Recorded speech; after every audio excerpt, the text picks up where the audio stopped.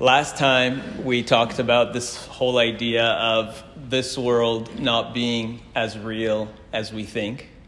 And maybe it's an illusory world, maybe it's more like a simulation or a hologram. And we quoted a lot of different sources. We looked at Mishnah and Talmud and Zohar, and we even looked at some of King Solomon's words in Mishlei and Proverbs. And one of the questions that came up is there a scriptural source? Can we find a scriptural source for this idea? Is there something in Tanakh that explicitly tells us about this simulation idea, or that we are living in an illusory world, or that this world isn't as real as we think?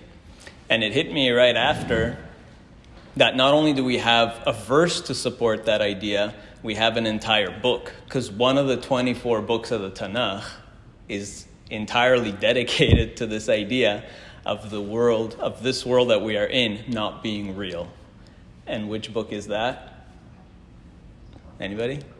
Yeah, Kohelet, right? King Solomon's Kohelet, or in English, Ecclesiastes, which just means the same thing. Kohelet comes from kahal, which is a gathering, and in Greek, Ecclesiastes in Greek just means a gathering. So Kohelet, translated into Greek, is Ecclesiastes. And it's one of the 24 books of the Tanakh. And the whole book, if you remember, is about how this world seems to be meaningless, pointless, everything is vain, things are just repetitive and cyclical, and there's nothing new under the sun. And so this whole book is really the best support that we have for the idea of an illusory, simulated, holographic universe. So we want to go into that book, Kohelet, which is one of King Solomon's 3 books. And we also want to explore King Solomon himself and his wisdom, because he is described as the wisest man that ever lived. And maybe that's why, one of the reasons why, King Solomon has been appropriated by just about everybody in all kinds of myths and legends, in all kinds of texts and cultures and religions around the world, in Islamic Muslim literature, in Rastafarian literature, in magical, mystical literature. He's associated with like Freemasonry and the Illuminati and like every, all kinds of wizardry and witchcraft. And you'll hear discussions of the seal of Solomon and the key of Solomon and his ability to control demons. And there's all these stories. So we want to also sift through some of that and debunk some of those myths and actually look at what did King Solomon actually believe, what did he teach, what did he say from his actual works that he left us, from the 3 biblical works that we have in the Tanakh and the way they were understood thousands of years ago in our traditional texts. So we're going to focus mainly on Kohelet, which is probably the most esoteric of his works. And we're going to go right into it. So it begins like this. Divrei Kohelet ben David melech beYerushalayim. So this is the word of Kohelet, the son of David, which is how we know that this is King Solomon, because the king of Israel after King David, the son of David, was Solomon. So it starts by telling you these are the teachings of Kohelet, the son of David, king of Jerusalem. In the Tanakh, there are 7 different names given for King Solomon. We'll see what they are later. One of them is Kohelet. And the first thing he says is, Havel Havalim Amal Kohelet, Havel Havalim Akol Havel. Everything is Havel, which means, it's translated a million different ways, but it's basically nothing. It literally means vapor or breath. It's nothingness. It's translated often as vain, vanity of vanities. Everything is nothing, is meaningless. What is the point of a person doing all that he does, working under the sun? Some people call this history's first existentialist text, right? Existentialist philosophy. Like, what is the point? Why are we here? It seems like life is so pointless. The world is so meaningless. And that's how it begins. And so he goes on to speak like this over and over and over and over again. He says, Dibarti ani im libi le'emor, ani hine igdalti ve'osafti chokhma, Look at me, I grew, I gathered so much wisdom, so much chokhmah, al kol asher haya lefanai, on everything that came before me. He studied all the history, everything of the past, and al Yerushalayim, and all the mysteries of Jerusalem and the priesthood and all of the mystical schools, mystery schools of Jerusalem. Velibira harbe chokhmah v'dat. So he saw all of this knowledge and wisdom, chokhmah v'dat. Shegam zehu rayon ruach. And what was the point of all this? It's all just nothing. It's all just wind. Berov chokhmah rav ka'as. The more wisdom you gain, the more ka'as you have, the more you are vexed. Ve'yosif dat, yosif machov. The more knowledge you gain, the more you have aches and pains. Does this sound familiar? Anybody who's ever tried to, how do I put this? Any real scholar who's done a lot of learning knows how futile it feels. The more you learn, it feels like the less you know. You know, for every one question you answer, you have 5 new questions. For every one book you read, you have another 5 books to add to your reading list, and it like never ends. Yeah. So it almost feels like exactly what King Solomon's describing. It seems so endless and futile, and it's like you can never reach the end. You know, you just want to. It's a very humbling experience, right? The more you learn, you feel like you're not getting anywhere, and it's like the less you know. You'll find that people that know very little are very loud and say a lot, right? People who know very little think they know a lot. And people who know a lot tend to actually be very humble and say very little. The classic analogy that our sages use is like the tzedakah box. When you throw a donation in the donation box, a box that only has 1 coin makes a lot of noise when you shake it. But if the box is full of coins, it's actually silent. A tzedakah box full of coins makes no noise. So that's what really King Solomon is saying here. The more you learn, the more you are vexed and the more you are frustrated in how little you really know. Right? So learning is supposed to be a very humbling experience. And he goes on like this, right? Saying like, what's the point? What's the point of all the work that you do? What's the point of all the learning that you do? Everybody, like, life ends the same way. It's all cyclical. There's nothing new under the sun. Everything is vain and meaningless and futile. So it's very depressing. And as we'll get to, some of our sages wanted to actually get rid of this book and take it out of the Tanakh. Because it seems like, well, what is the point? The wisest man that ever lived, King Solomon, is telling you that life seems to be meaningless. And so it begs the question, and a lot of people asked this question on the video that I posted on the simulation theory. Even if you look at some of the YouTube comments, like, oh, you're saying this world isn't real, so what's the point? Why bother doing anything? And I think the important thing is to remember the conclusion. That's what our sages actually said. The reason that they kept the book in the Tanakh and didn't remove it, because it had a good beginning, as we'll see, but mainly because it had a good ending, because King Solomon ends by saying, Sof davar hakol nishma, at the end of the day, having heard everything, et Elohim yirah ve'et mitzotav shamor, fear God or be in awe of God and keep His commandments, for this is the whole man. Ki zeh kol ha'adam. King Solomon concludes by saying, just be connected to God and keep His mitzvot and be the best person you can be. And this is zeh kol ha'adam.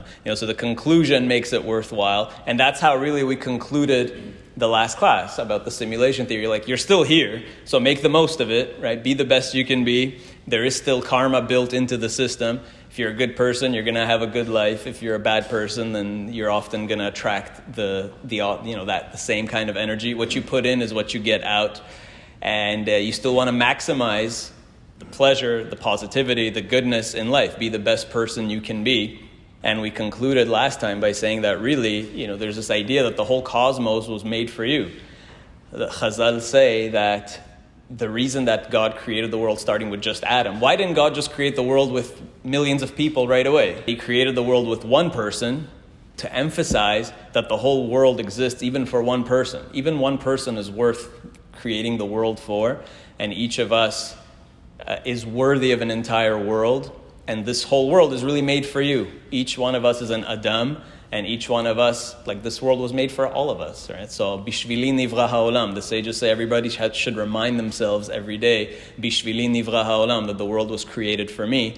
And they actually say the same thing in Masechet Brachot, actually in a few places in the Talmud, citing this exact verse, or this part of this verse from King Solomon. Mai kizeh kol ha'adam. It says in Masechet Brachot, what is kizeh kol ha'adam? Amar Rabbi Elazar, Amar HaKadosh Baruch Hu, kol ha'olam kulo lo nivra ela bishvil zeh. That the whole world was really created just for one person, for each person. So that was the conclusion, that, it's your world, it's your game, play the best game you can. Try to win the game, and enjoy the process. Like we said, that actually when you play a game, it's the process, it's the playing that's fun. It's not the conclusion. Winning the game is good, but then it's kind of bittersweet because the game's over. The whole idea is actually to enjoy the game as you're playing it. It's interesting, this verse, Sof davar kol nishma, if you look at an actual scroll, and actually in most Chumashim it's written this way also, or in Tanakh, in printed copies of Tanakh, that the letter Samech in Sof Davar is written with the first letter Samech in the word Sof is written with a large letter Samech. That's interesting. Certain letters in Tanakh are written large, certain letters in Tanakh are written small. Why is that? Why? Each one has a meaning. It's not just stam, that there are some letters that are big and some letters that are small. Here you have the Sof with an enlarged Samech. What do you think is the meaning of that? Any ideas? What is Sof? We actually mentioned that last time as well. We talked about the idea of the whole cosmos being part of Ein Sof, right? The infinite cosmos. Everything is Ein Sof. God in Kabbalistic texts is referred to as Ein Sof, the infinite one, and we are all part of that Ein Sof. And even that the I, which is Ani, is an anagram of Ein. Out of the Ein, out of this Ein Sof emerges your oneness, your distinct oneness. But it's all really an illusion because we're all part of this one cosmic mind, which is referred to as Ein Sof, that we dealt with last time. That's right. And it is a circle. Samech is literally a circle. A circle has no end. Just to emphasize the infinity of it, the eternity of the Ein Sof. But more than that, there's something really cool that Sefer haTemunah, one of the most ancient Kabbalistic texts that we have, is called Sefer haTemunah. And it actually goes through the alphabet and tells you all the secrets of the alphabet and why they are shaped the way they are shaped and so on. I actually want to do like a separate series on that in the coming months about the secrets of the Hebrew alphabet and Sefer haTemunah. And it says something really interesting about the letter Samech. Most letters are actually made up of other letters. So what is a Samech made up of? Anybody know? How do you make a Samech when you're writing in a Torah? It's actually, Sefer haTemunah says it's actually a Kaf and a Vav. Kaf and a Vav. Right, and so the letter Samech has a value of 60, which again emphasizes its cyclical nature, because we do everything, when it comes to time and cycles, we all have 60s, right? 60 seconds, 60 minutes, 360 degrees. It's all multiples of 60. So Samech again has that cyclical nature. It happens to be a circle, and it happens to have a gematria of 60. But when you actually break it down, Sefer haTemunah says it's a Kaf and a Vav. And a Kaf is 20 and a Vav is 6. So it's actually 26, which is Hashem, right? The Yud Hey Vav Hey is 26. So it's emphasizing again that God is really the ultimate reality, and you have an enlarged Samech. King Solomon wrote this enlarged Samech at the end of Kohelet just to emphasize that actually you look deeper and there's this one reality, this Ein Sof reality, which is alluding to Hashem, the Yud Hey Vav Hey, which is 26. As an aside, there are other letters that have the same makeup. Anybody know what they are? So you have a Lamed. So Lamed is a Kaf and a Vav, but you put the Vav on top of the Kaf. And again, that's 26. So what does Lamed mean? Lamed literally means to learn and to teach, both. Lilmod lelamed. It emphasizes the idea of learning in order to grow. Lamed is the only letter that goes above the line, right? If you have when you write inside the line, the only letter that goes up above is a Lamed. Kuf is the only letter that goes down, except for the Sofit letters. And Lamed is the only letter that goes up. So the Lamed is like reaching up to God, because ultimately when we're learning, when we're teaching and learning, and when you teach, you learn. So you're going up to Hashem, and it's also 26. It's also for the purposes of understanding God. The Mem is also a Kaf, very similar to the Samech. When you write a Mem, just open at the bottom, right? And so you have a kaf and a vav as well. And the mem has its secrets. Mem literally means water. And water has all these mystical secrets about it. I wrote a whole book about it. So the first Sefer that I wrote was all the secrets of water, all about mine. So it has very, very deep mystical meanings behind it. So you have kaf lamed, samech lamed mem, which are all 26. And you'll notice that they're all made up of a kaf and a vav. They all have an inner value of 26. And they spell sulam. Sulam is a ladder, like the sulam that Yaakov saw, Jacob's ladder, right? Yaakov saw this vision of the sulam going up to the heavens. You see, it's the same thing. It's emphasizing the same point of elevating up to the heavens, seeing Hashem in all things. And sulam also, the gematria of sulam, samech lamed mem, is 60, 30, and 40 is 130, which is also the gematria, the valley of Sinai, because Har Sinai was like a sulam, like a ladder to the heavens, like a stargate, like a portal to the heavens, right? We say at the revelation on Sinai, at the Sinai revelation, it's like the heavens opened up and there was like a portal that formed between the heavens and the earth. And the sages even describe Moshe as going up Sinai. His feet were on the mountain, but his head was in the heavens. So it was like a stargate, a portal, a ladder to the heavenly worlds. Yaakov saw the same thing when he was in Bethel over there. And the same, again, you see the same idea of sulam, of a heavenly ladder. And it's those same letters of samech, lamed, mem. And there's another letter that has a value of 26, which is aleph. And aleph is, we discussed this before several times, aleph is a vav on a slant, and a yud on top, and a yud on the bottom. So yud is 10, 10 is 20, and the vav is 6. So the aleph is also 26, and aleph has a plain value of 1, because again, it's emphasizing Hashem, that God is one. And it's the inner value is 26, which is actually Hashem's name. And aleph, each letter also has a meaning, is also a word, right? Aleph literally means, aluf means a master or a chief.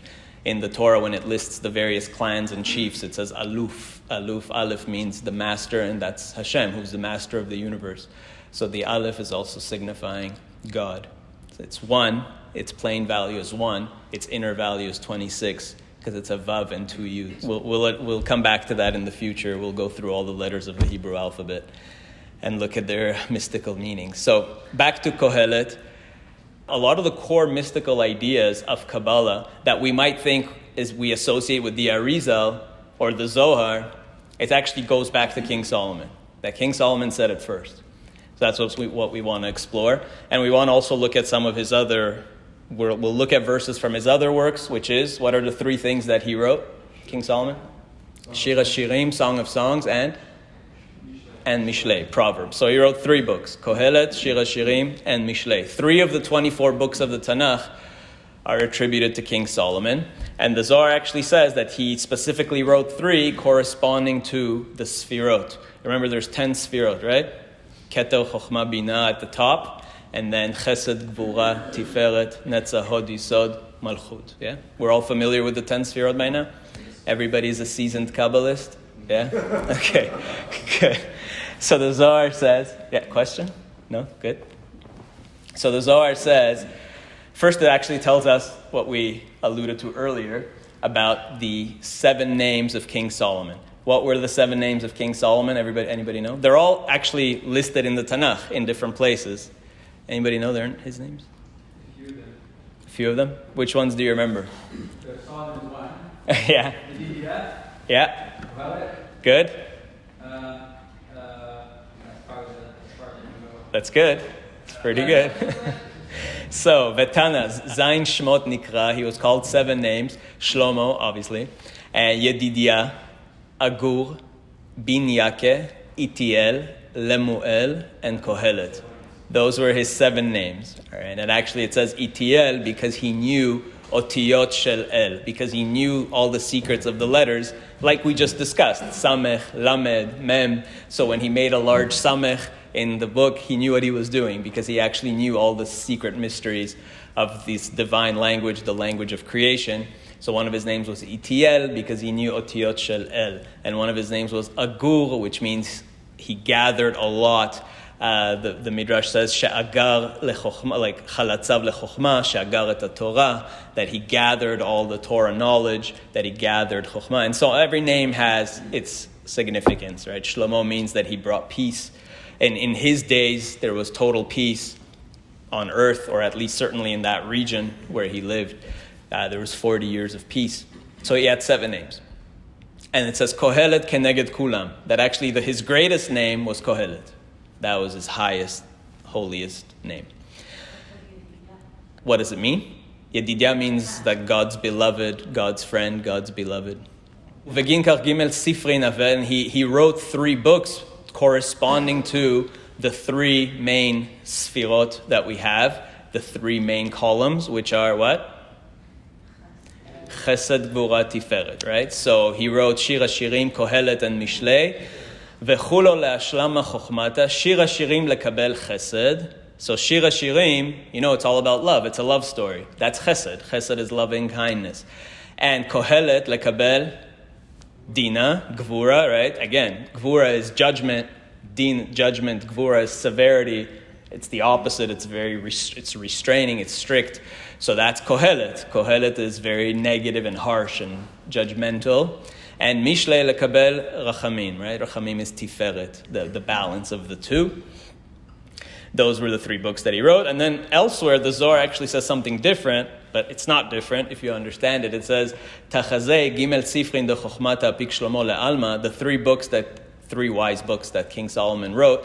They are all corresponding to chokhmata ila'a. They all correspond to the supernal wisdom, which is actually the 3 higher sfirot, the what's called the mochin, keter, chokhmah, and bina.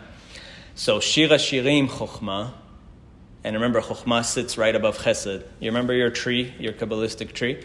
On the right side, above chesed, is chokhmah. So just like we said earlier, Shir HaShirim corresponds to chesed, then the Zohar says it also corresponds to chokhmah above it. And Kohelet is Tvuna, or Bina. So on the left side, above Gvura, is Bina. So Kohelet corresponds to Bina, which is deeper understanding. And Mishlei is Da'at, or Keter, in the center. So the 3 books that he wrote really correspond to the 3 pillars of Sfirot. And Shir HaShirim is, on the surface, it looks like all about love and kindness. It's chesed. But if you go deeper, it's actually connecting you to higher chokhmah, higher wisdom. Kohelet, on the surface, seems to be very judgmental and negative and gvura and din.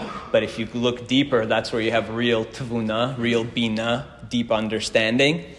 And Mishlei, which is very truthful and helpful and great advice from King Solomon. But if you go deeper, it actually takes you right to Da'at, right to Keter Elyon, to like the real will, the divine will.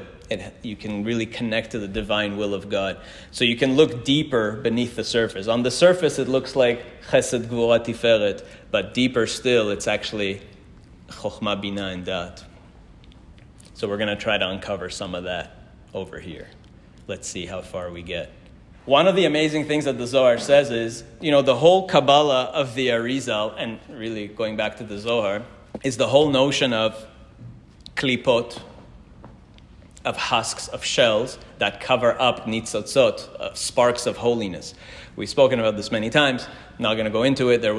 God created a perfect world, and then there was a shvirat kelim, right, a shattering of the vessels. These vessels, really the sfirot themselves, these 10 divine energies that contain the cosmos, shattered because they could not contain God's light.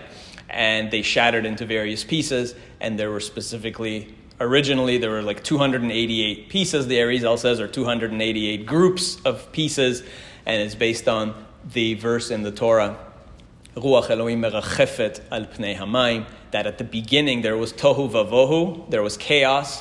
Where did that chaos come from? That came from the shvirat kelim, from the shattering of the vessels. And then the Torah says, Ruach Elohim merachefet al pnei hamayim, that the Spirit of God was hovering over these primordial waters. And the Arizal says merachefet is an anagram of met rapach, that the death met rapach is 288, that there was that the cosmos shattered into 288 pieces, and our job is to restore rebuild the cosmos. And every time you make a bracha on something, there's actually a nitzotzot, sparks of holiness in an apple, let's say, trapped inside.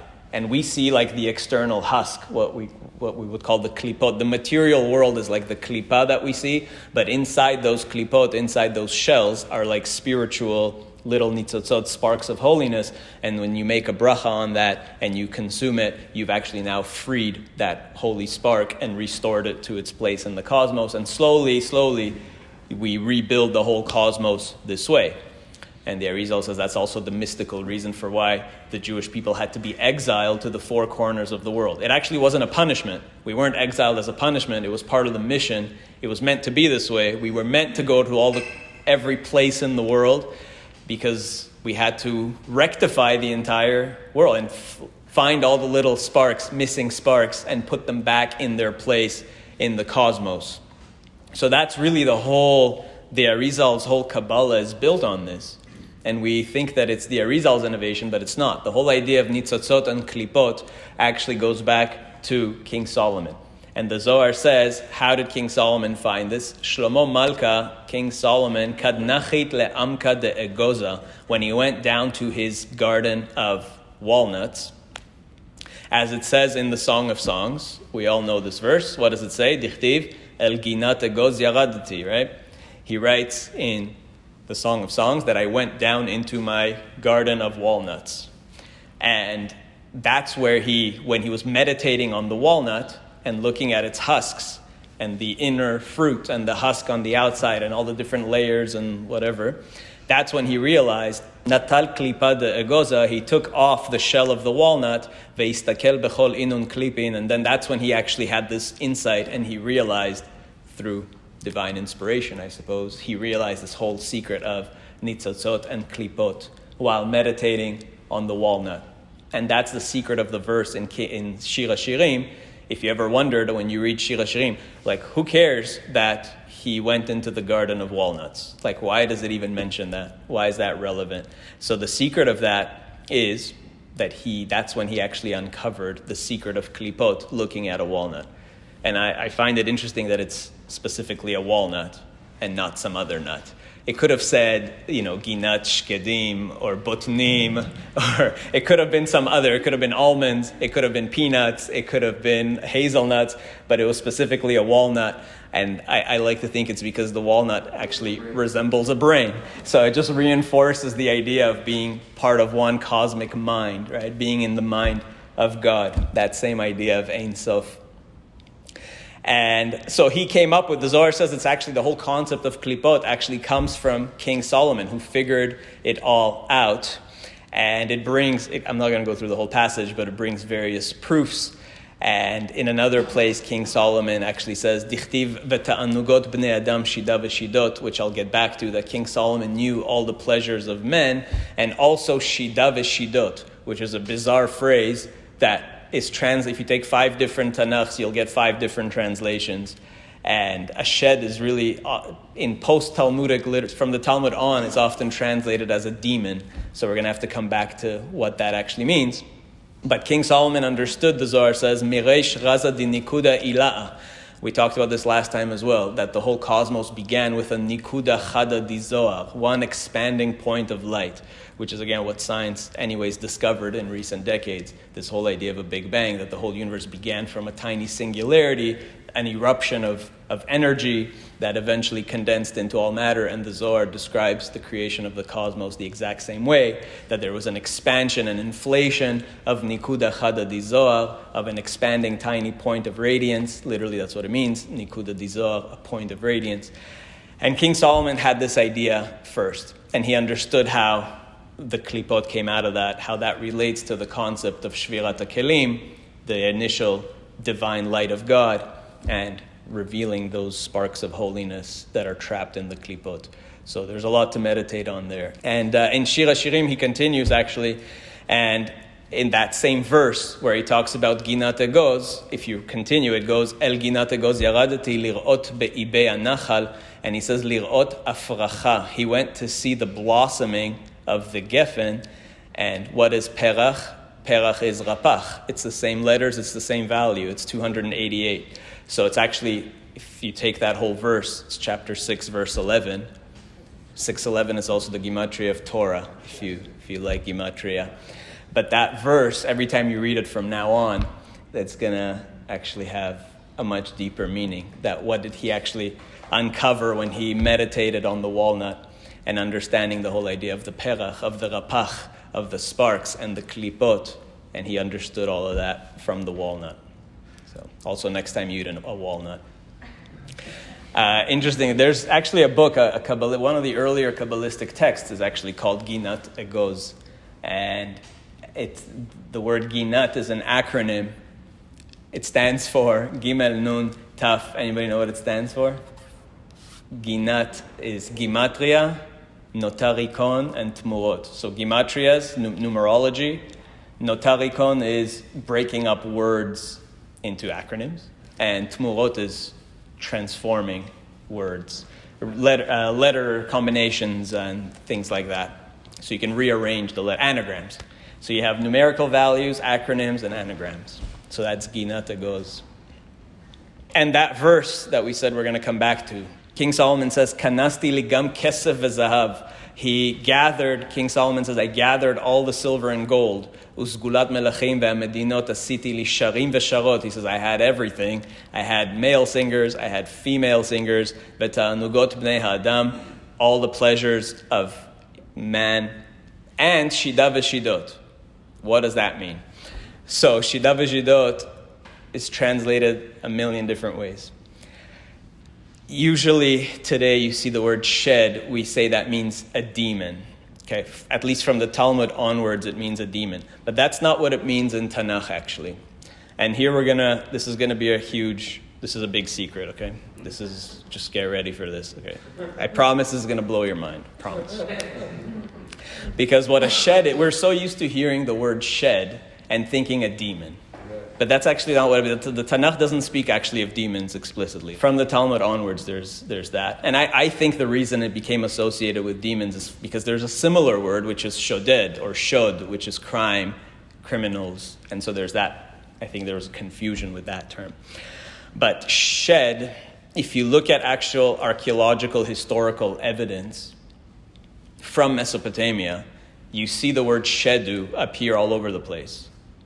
And what are these shedu in Mesopotamian texts and archaeological findings? You see them even at the gates of Babylon, the famous gates. You've seen these like blue gates that they discovered in Iraq, the ancient gates of Babylon. And it's this majestic divine being, and usually depicted with the body of a lion, and the wings of an eagle, and the face of a human, and the feet of a bull. Does that sound familiar? Lion, eagle, bull, human? That's right. In Tanakh, that's how the angels are described, right? Ezekiel chapter 1, for instance, that's probably the most detailed description. Yechezkel describes the chariot of God as having a lion face, an eagle face, a bull face, and a human face. It's those same four animals that are found in Tanakh as descriptions of angels, that angels have these four qualities of eagle, bull, lion, human. That's a shed. So a shed is not a demon. It's actually described in ancient Mesopotamian texts as a guardian angel. And it's the same as what Ezekiel is describing. And there's actually very simple proof to this in the Tanakh itself. How do you know that the shed in Tanakh is referring not to demons, but to the guardian angels? Because one of the names of God is El Shaddai. What does that mean, El Shaddai? The God of demons? No. El Shaddai means the God of angels. So if you ever wondered what is the mystery, what is the secret of that name of God, one of the holy names of God is El Shaddai. Literally it means the God of the Shadim. Not of the demons, but of these guardian angels. How did it change to become demons? So I think it's because over time the word shed actually, I think only really appears here in Tanakh and maybe one other place. And because it was so mysterious, I think over time, and I think it's because it's so similar to the word shod, which is criminal, that it came to or crime, that it came to be associated not with angels, but with demons. So it's definitely some divine being. So we rely on our Mefarshim to Right. give us that, so that's what they came up with. It's not like just a dictionary translation. It's a translation by Rashi or... I hear you.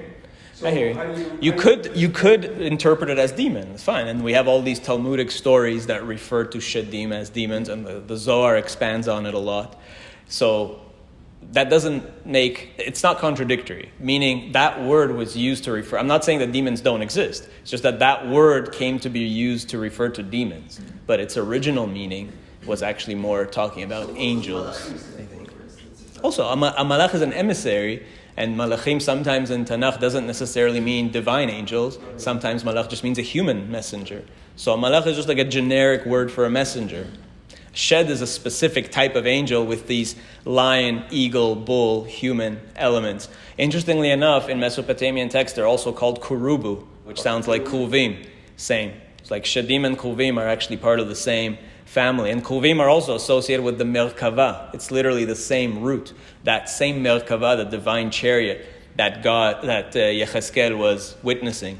So it's all connected, for sure. It's not a coincidence. You see in the Shema too, like the 6 letters, Shema starts with Shin and Echad Dav.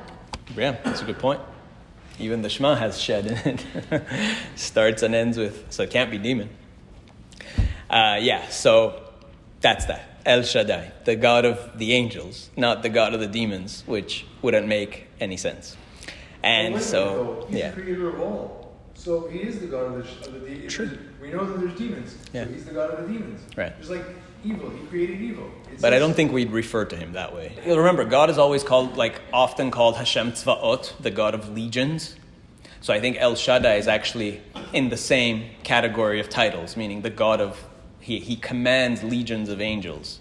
And we have many stories of King Solomon, manipulating Shadim. And we often think that that's demons. But I find it hard to believe that King Solomon was manipulating demons. I think it makes a lot more sense that he was manipulating angels. It's like, was he engaged in black magic or white magic? I don't think that King Solomon would have been engaged in the black magic part.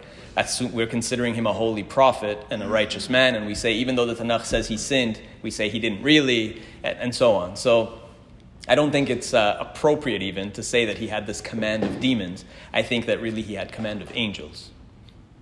So one of these stories of Shlomo sending a shed has to do with him sending a shed or shedim to his friend King Hiram. You remember Hiram? Solomon and Hiram had a partnership. Hiram helped to build the temple. He sent a lot of the workers, artisans, and the materials from the north, from Lebanon to Jerusalem. And actually, they even called one of the names for the temple was Lebanon. It was built with Arzei HaLebanon, with cedars of Lebanon. What is today Lebanon is like half part of what used to be ancient Israel, the northern tribes, half what used to be Phoenicia, which is Tyre. King Hiram was specifically described as the king of Tzor, of Tyre. And Sidon, Tyre, these were the Phoenician kind of city-states. And the Tanakh describes that King Solomon and King Hiram actually exchanged territory. And King Solomon gave Hiram some of the territory from our ancient tribal lands, and we got some of the Phoenician lands. And there's even one tradition that King Hiram himself had an Israelite mother, perhaps from the tribe of Dan. So it's all interconnected. They're very close. And the Phoenicians took the Hebrew alphabet and spread it across the Mediterranean.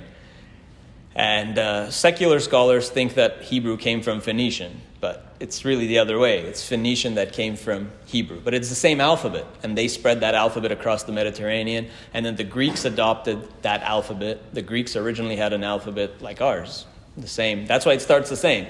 Aleph, Bet, Gimel, Daled is the same as Alpha, Beta, Gamma, Delta, and so on. It's actually the same core alphabet. So anyway, the temple was built with cedars of Lebanon, which is itself actually has a very deep mystery of what Lebanon means. It appears throughout our prayers. It appears throughout the Tanakh, constantly Lebanon, Lebanon, Lebanon. And I think this has significance to what's literally going on in Lebanon right now, in this end of days sequence, Acharit Hayamim, that we are in, and the temple being built with specifically cedars of Lebanon, Arzeh Lebanon, and Mashiach being described as Ke'erez bilvanon izgeh, that he'll be strong like a cedar of Lebanon, right? Tzaddik etamar yifrach, ke'erez bilvanon izgeh. He'll sprout flourish like a palm tree, and be strong like a cedar of Lebanon. So it has a lot of actually mystical significance. And two other major Kabbalistic ideas. There's the 32 paths of wisdom, which is really what Sefer Yetzirah is all about.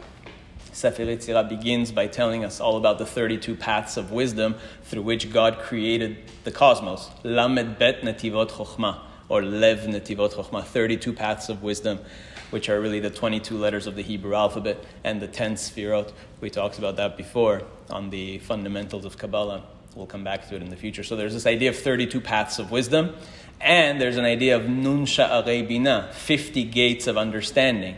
There's 32 paths of wisdom and 50 gates of understanding. Lev and Nun. That's Levanon together. So there's actually a very deep mystery there of the 32 paths of wisdom and the 50 gates of understanding.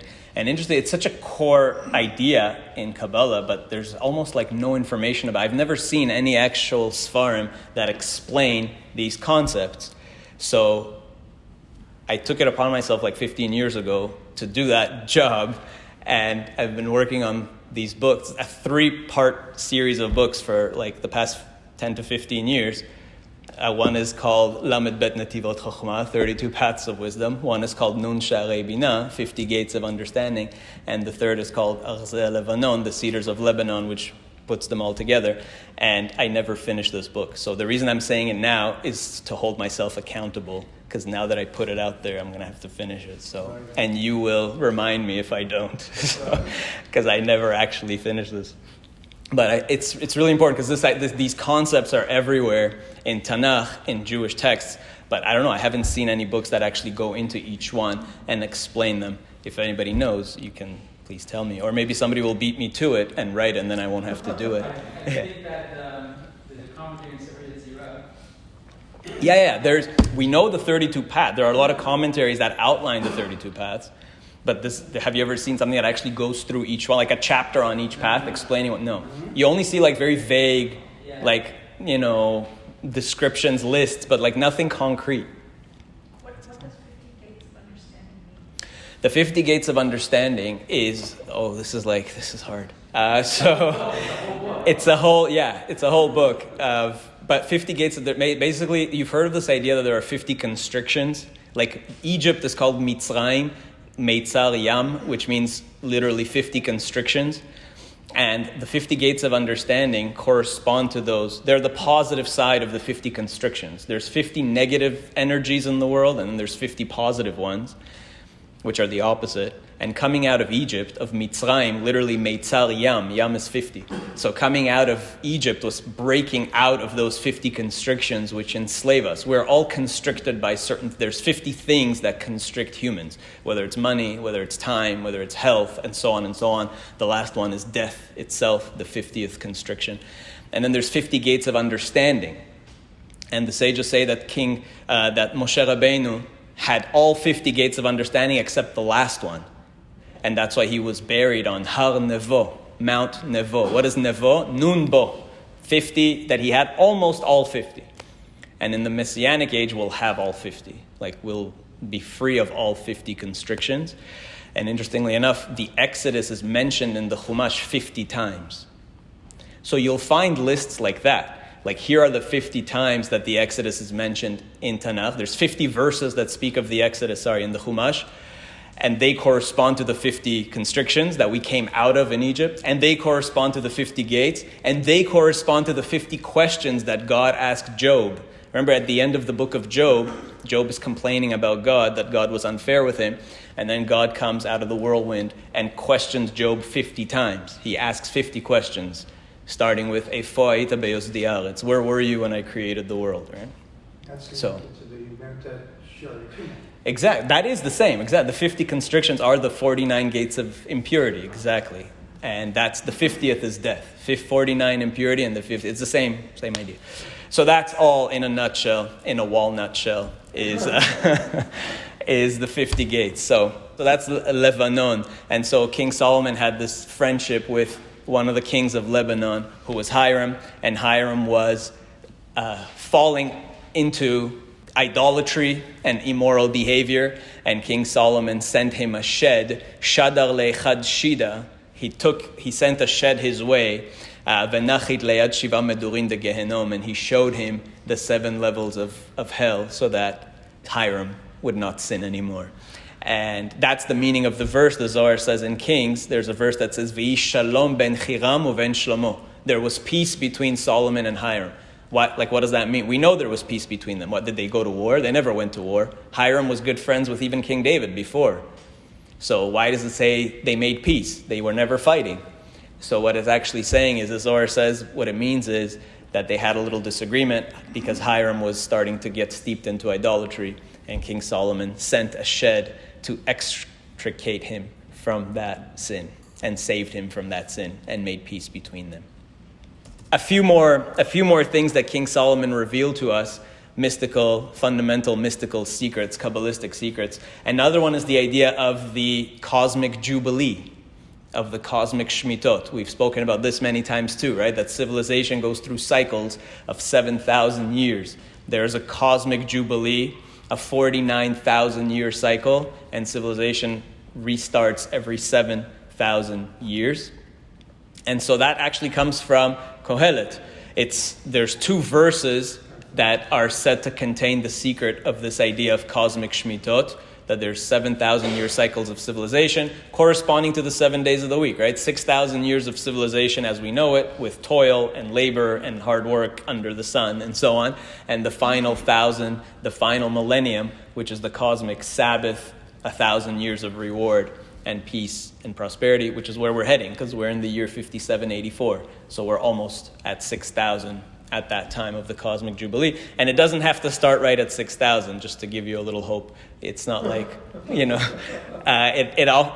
can start earlier. Just like Shabbat, we can bring in Shabbat earlier, right? It is permissible to start, and many synagogues do, right? Many communities, especially when you're north, if your latitude is up north and Shabbat starts late, many Jewish communities start Shabbat early, which is perfectly permissible. And it's the same with the cosmic shmitot. We don't have to wait till the year 6,000.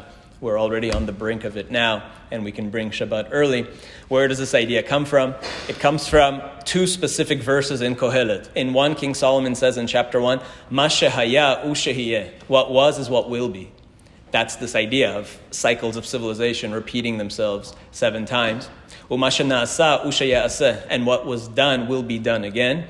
Ve'ein kol chadash tachat hashemesh. There's nothing new under the sun, because civilization repeats itself every 7,000 years. Interestingly, this is also a source. Ma she'aya hu she'yeh. The Kabbalists say Ma she'aya hu she'yeh is Moshe. Ma she'aya hu is Moshe. And they say that, therefore, Mashiach, the final Redeemer, is the first Redeemer, Moshe. The one who redeemed us first will come back to redeem us again. He that was will be again. So that's the same verse that's used as a proof for that the first Redeemer comes back in the last Redeemer. Mashiach Ushayim. And then the other verse is in chapter 3, where he says, Et hakol asa yafeh be'ito, that God made everything precisely at the right time. Gam et ha'olam natan belibam, mibli asher lo imtza ha'adam et ha'maseh asher asa ha'elohim merosh ve'ad sof. That God makes everything in its exact time, but he makes sure that men do not know that all of this has already happened before. Right? Like we don't know, mibli asher lo imtza ha'adam et ha'maseh asher asa. That a person we are not aware of those past civilizations, of those past lives, of those past eons of time. But God made each one in its precise time. And Kohelet Rabbah, the Midrash, takes this verse and says, "Et hakol asher asa yafeh be'ito, amar Rabbi Abahu, mikan shaya kadosh baruch hu." From this we learn that God used to be boneh olamot u'machrivan, boneh olamot u'machrivan. That prior to our world, God was already creating and destroying previous worlds. So even the notion of cosmic shmitot goes back to King Solomon and to these verses in Kohelet. Another idea is actually King Solomon is described as having very deep scientific knowledge of the cosmos. And he's described as knowing everything about nature and everything about trees and animals and the whole cosmos. And he writes in Kohelet, chapter 1, verse 7, Kol ha-nechalim olchim el hayam, ve'hayam einenu maleh, that all the rivers flow into the sea, into the ocean, but the ocean is never filled. What does this mean? And again, the Midrash explains, Kol ha-nechalim olchim el hayam. What does this mean? Ume'echan ha'eretz shota, where is all the water coming from? And this is a discussion of Rabbi Eliezer and Rabbi Yoshua. Rabbi Eliezer omer, mimei okeanus hi shota, dichtiv, ve'ed ya'aleh min ha'aretz. It says in Genesis chapter 2, a vapor comes out of the earth, ed ya'aleh min ha'aretz, that water evaporates and forms the clouds. And Rabbi Eliezer is saying that's where all the water really comes from, that it's actually evaporating from the earth, making clouds, and coming down and refilling the rivers, which then drain out into the oceans. So Rabbi Eliezer is telling you about the water cycle. Rabbi Eliezer is saying that King Solomon revealed here the secrets of the water cycle, which is really amazing because we didn't actually know about the water cycle until very recently. Similar ideas were proposed by the Greeks even 2,500 years ago, but even up to the Middle Ages, people always thought that it's mostly groundwater that actually goes into the rivers and not rainwater so much. So this whole idea of the water cycle is actually very recent, only in the past 500 years, but King Solomon actually had it encoded in Kohelet, and Rabbi Eliezer already told you this almost 2,000 years ago. And Rabbi Yoshua, his famous partner in Torah learning, pushed back on him a little bit and said, Amar lo Rabbi Yoshua, Mimei okeanus lo ma'im meluchin hen, but the ocean has salt water. How can it be? The river is sweet. Rainwater is sweet water, but the ocean is salty. So how can it be? And Rabbi Eliezer told him, Amar lo mitmatkin hen be'avin. But when you make the clouds, it's actually sweet. So only the water evaporates, not the salt. The clouds are sweet. And then they rain down. So King Solomon also revealed, through his scientific wisdom, knowledge of things like the water cycle. And he was really something of an environmentalist. In Kings, it says that he knew Veidaber al ha'etzim, that King Solomon knew everything about trees. Min ha'erez asher balevanon, which we already discussed. He knew all about the secrets of the trees of Lebanon, which is referring to, again, the Lamed Bet Nativot Chochmah and the Nun Sha'arei Binah. And he knew all about Asher Yotze Bakir, Veidaber ala Behema, and he spoke about beasts, Ve'ala Of, and the birds, Ve'ala Remes, Ve'ala Dagim, and on all the creeping things and on all the fish. So he knew all the biology and anatomy and physiology of all these things. And it's often interpreted that not only did he know about them, but that he could even communicate with them, that he could communicate with the trees, and he can communicate with the animals. And today we do know that trees can communicate. Trees actually have electrical signaling down their vessels just like you. You can look this up, YouTube it. If you burn a leaf or tear a leaf, we can actually measure. You can attach electrodes to a plant just like you would to a human to measure muscle conductivity and nerve conductivity. You could put the same electrodes on a plant, a little more sensitive maybe, and if you tear a leaf, there's actually an electrical signal that goes down to the roots, and the plant knows that you're ripping a leaf, right? So plants do have feelings. So vegans have a problem because even the lettuce knows it's being eaten. No, whether they feel pain is a different story, but trees do have, and plants do have awareness. We have evidence that trees actually warn each other. If a tree starts getting eaten by a bunch of deer, it'll actually release a gas into the air, ethylene gas, which is used to warn. It spreads far, and it actually warns neighboring trees in a forest that there is danger and to start producing more toxic compounds in their leaves. So trees are able to communicate and even warn each other, and they do know what's going on. And talking and songs and music. That's right. They can even count. Trees can count. Venus flytraps can count. They know you have to trigger their little spikes just enough times for them to close. If you only touch one, it doesn't close. So it's actually able to count. And anyway, amazing things you can look. There's been a few great documentaries made about the secret life of plants and things like that, that plants are very much aware of what's going on around them. And in chapter 7, verse 13, in Kohelet, King Solomon says this, Re'et ma'aseh Elohim, see the works of God, ki mi yuchal letaken et asher ifto, and who will be able to fix it if it's broken, if it's destroyed. Okay, and what does this mean? So the Midrash expands on this and says this is what he was really saying. B'sha'ah shebara Kadosh Baruch Hu et Adam harishon, when God made Adam, natlo ve'achziro al kol ilanei Gan Eden, he took him on a tour of the Garden of Eden and said, ve'amar lo, re'eh ma'asai kama na'im u'meshubachin hen. Look at my works, how beautiful they are. I created this amazing, wonderful world. Ve'kol ma shebarati bishvilcha barati. Again, I made all this for you. I made all this for mankind, for you to enjoy. Ten da'atcha shelo tekalkel v'tachriv et olami. Make sure you don't destroy my world. She'im kilkalta ein mi sheitaken acharecha. Because if you destroy your world, this world, nobody's going to fix it. Right? Nobody's going to come after you to fix it. You're going to destroy yourself. And nobody will come after you to fix it. So that's Midrash Rabbah expanding on this verse in Kohelet, what God told Adam. So we do need a balance in nature and take care of the environment. That's important. And King Solomon said this already 3,000 years ago. Another idea is the notion of an inner eye, of the third eye. We spoke about this before as well. We talked about it in the Hinduism class, Judaism and Hinduism, and there's this idea of a third eye, the pineal gland, right? You have, in your brain, you have the pineal gland, which is often referred to as the third eye. It regulates your circadian rhythm, it puts you to sleep, it helps you dream, it has melatonin, it has DMT, and it even has cells that look like photoreceptors in our eyes. And in animals, they actually are photoreceptive. The pineal gland in birds, for instance, is up near the skull, and they can actually use that to navigate. So they actually do have almost like a third eye.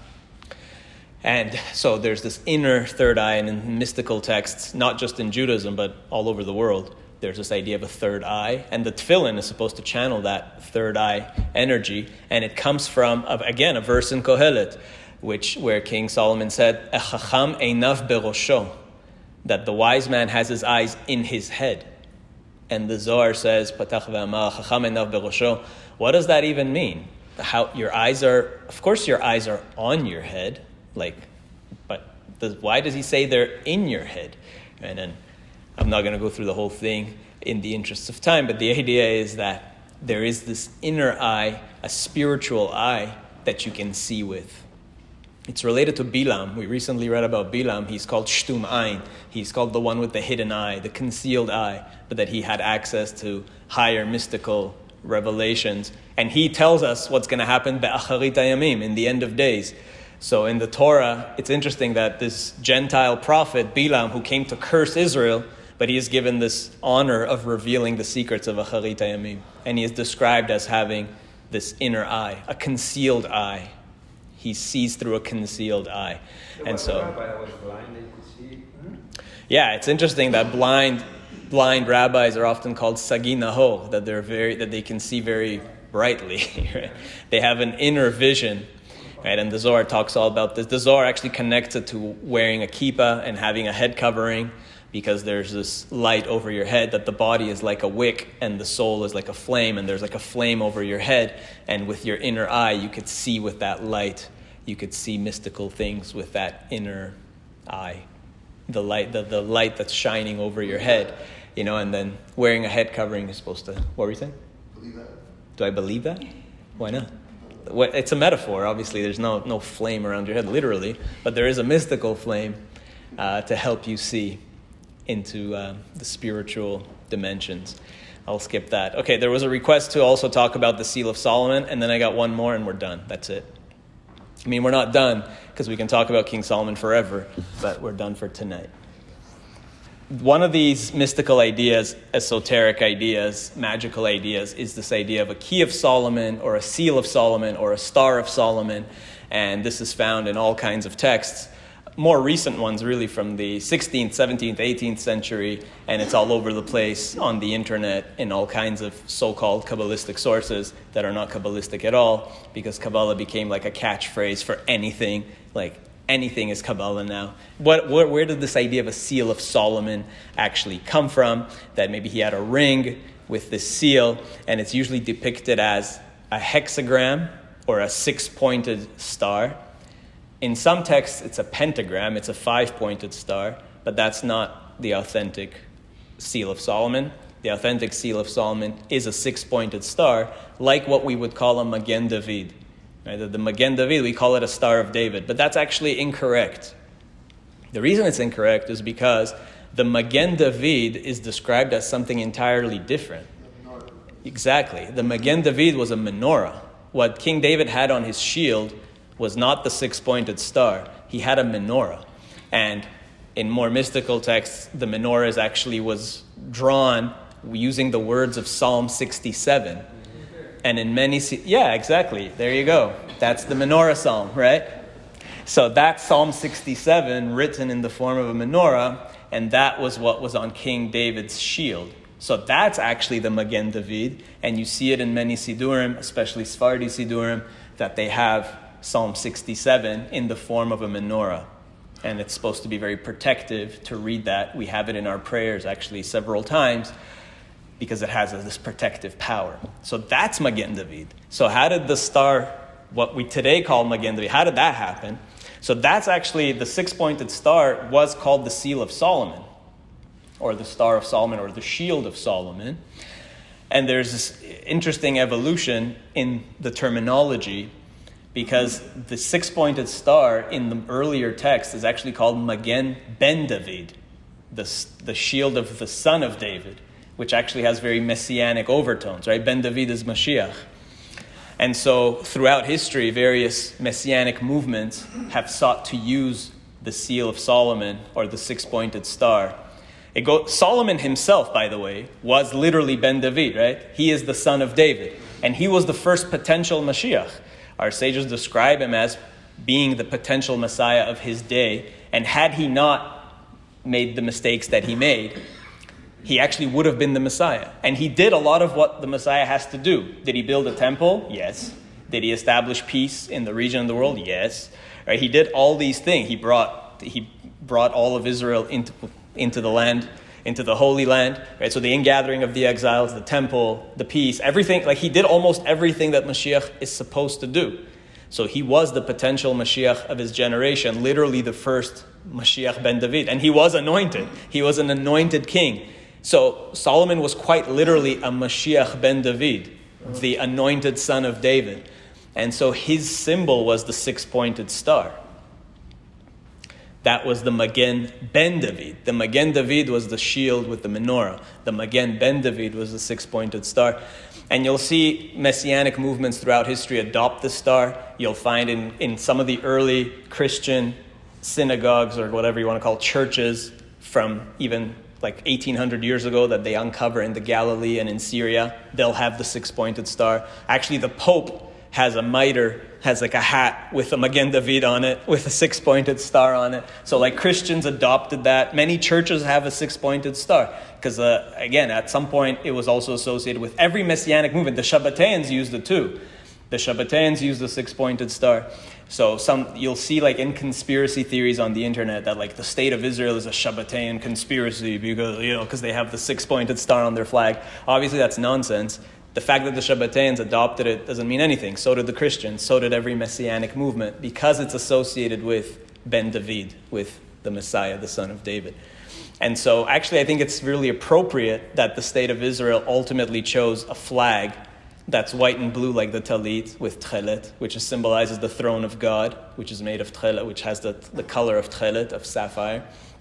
And the Magen David, which is actually originally called the Magen ben David. And so for those who believe that the state of Israel is the first steps towards the redemption, Reshit Smichat Geulatenu, that's actually pretty appropriate that the flag is a Star of David, although it's not the Star of David, it's the Seal of Solomon, right? So it's actually some words got lost in translation over the years. So the Seal of Solomon is a thing. It's a six-pointed star, and it does date back to what Solomon had, perhaps a ring that he had or a seal that he had, or both.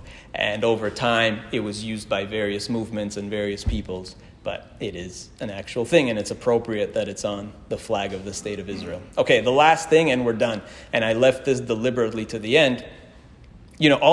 Much of Kabbalah is described in sexually explicit language. The common metaphor is like the husband-wife relationship, right?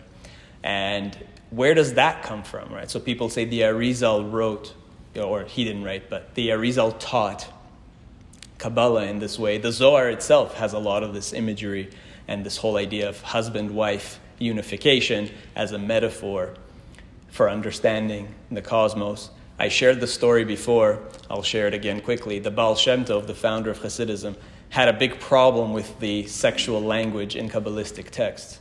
And he wanted to make it more innocent and make it PG-13. And so actually Hasidism is, we kind of mentioned this last time, one of the differences between Hasidism and Kabbalah is that Hasidism is actually devoid of the original sexual language of Kabbalah. So they made it more neutral. And so there's this legend that the Baal Shem Tov went to heaven and met Rav Chaim Vital, who wrote the Arizal's teachings, and said, the Baal Shem Tov confronted him and said, why did you write it in such, intimate imagery and language? And Rav Chaim Vital said, oh, you think you can do it better? Go ahead. Like he gave him a quill and he said, go into a room and do it better than I can. So the Baal Shem Tov went into a room and started writing it one way and it didn't work, and tried another way, it didn't work, throw out another piece of paper, throw out another piece of paper, and he gave up and he came out and he says, you're right, there's no other way to explain it. This is the only metaphor that actually works perfectly.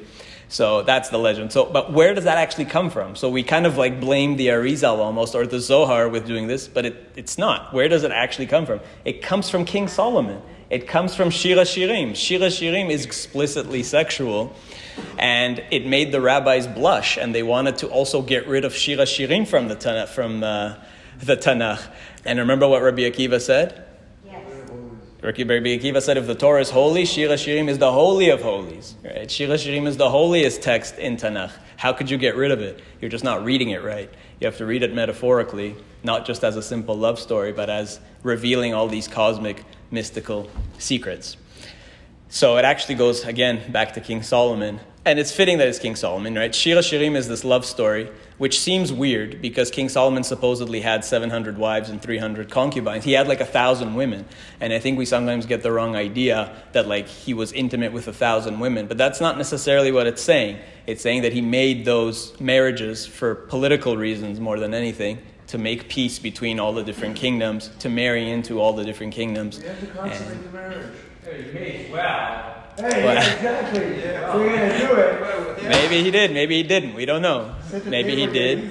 Maybe he just did kiddushin with a document or with a ring, and But that's not enough. he never consummated it. Maybe. But kiddushin counts. Right. Despite all that, despite having 1,000 wives and concubines, what he says in Kohelet is, "Re'eh chaim im isha asher ahavta." Enjoy life with that one woman that you love. Find one and be with that one for the rest of your life, right? He was actually preaching monogamy. I guess he learned from his mistake. And that's why that was his big mistake, because the Torah warns that a king should not take too many wives or too many horses, and he took both a lot of wives and a lot of horses. I'm not making a connection between women and horses. I'm just saying what the Torah says. Borat. This is not Borat. So, yeah, after taking 1,000 wives, I think he realized his error, and he says, no, you should enjoy life with the one woman that you love. So he was really preaching monogamy. And he was really revealing a secret here, because he's saying that you're really going to enjoy life. You're really going to be re'eh chaim when you have a wholesome marriage, when you have a beautiful husband-wife relationship. And he really was ahead of his time, because if you've heard of the Harvard longitudinal study, right? In 1938, some researchers at Harvard said they're going to track about 700 people their entire life, from childhood until they die. And so they did a 70-year study over several generations of scholars that they passed on the data. And at the end of all of the 70 years, and they even continued past 70 years, but at the end of this, they concluded that the most important factor when it comes to good health and well-being and a happy life is your marriage. That's the number one thing. It's not money, it's not your career. Those that had the best marriages had the best lives. That's the result of 70 years of... Well, you disagree? No, yeah. People live longer. Yes, exactly. People lived longer, healthier, better. It actually translated to all areas of life. So it's so important to have a proper marriage. And that's why really the Torah starts with Adam and Eve. It's really happy wife, happy life, which I actually several years ago changed to happy spouse, happy house. That was my, that works more generic, equal, egalitarian.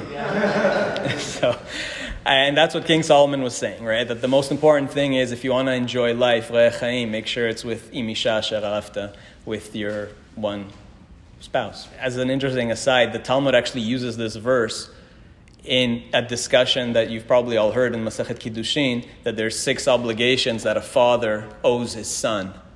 You remember this? What does a father have to do for his son? Well, that's the last one. So there's five things that a father is obligated to do for his son. What are they? Oh, what's the first one? Let's start from birth. Circumcise him, right? So we're going to go in chronological order. So the first thing is a father's obligated to have his son circumcised.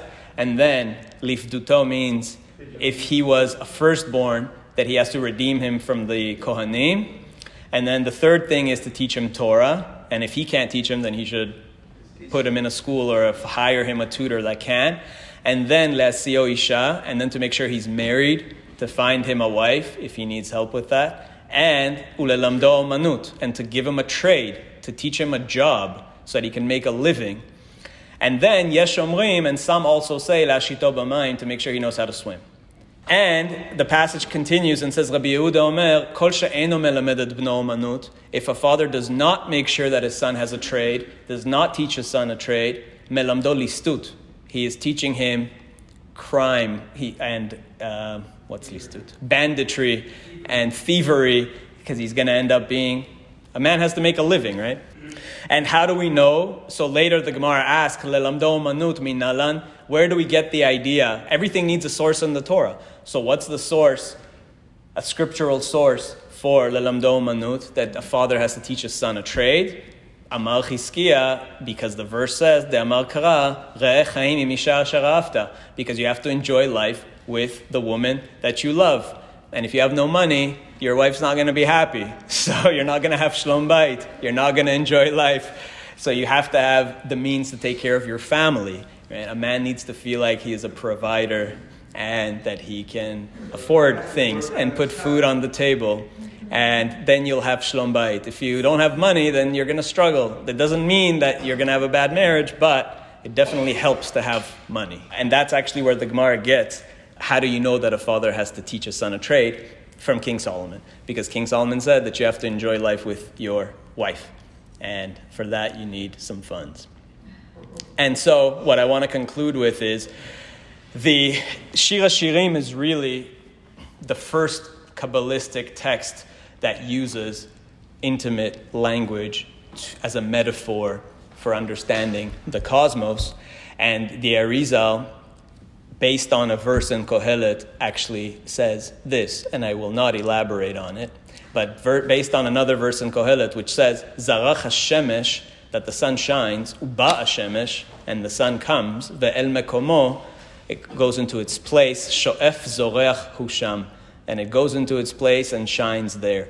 And the Arizal says, the Shemesh is always, the sun is a metaphor for a man, the moon is a metaphor for a woman, and Uba Shemesh, the Arizal says in Shar Psukim, is El Midat HaMalchut, that the sun is coming, the sun S-U-N, that the Shemesh is coming to his wife, Midat HaMalchut, who is his kingdom, Kisham Beito, because as the Mishnah says, a man's wife is his house.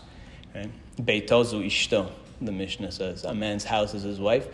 V'zeh eino ela biyah levad, this is a metaphor for biyah, for intimacy between a husband and wife, be'et hazivug, when they are together. Az zoreach ba kol kach, and that's when the man shines. Ad shemeira kmoto mamash, and then she also shines. Ele shneim meirim be'or ein sof ke'echad. So when the husband and wife are together, they both shine with an infinite light. Or ein sof ke'echad, like one. And we're not going to elaborate on that. Hamevin yavin. So just to summarize, King Solomon is really the founder of Jewish mysticism, of Kabbalah, and mysticism not just for Judaism, but really all over the world. It was adopted by many other peoples and cultures and religions. And although we often credit Avraham with being like the first mystic, we attribute Sefer Yetzirah to Avraham, but really it's King Solomon that was the first to flesh out these ideas and to write them down and, of course, encode them and kind of couch them in more mundane language. But all the mysteries are there. If you go through his Proverbs, if you go through Shir HaShirim, if you go through Kohelet, you can unravel all of these mysteries. So I'll leave the rest to you to uncover. We'll end there.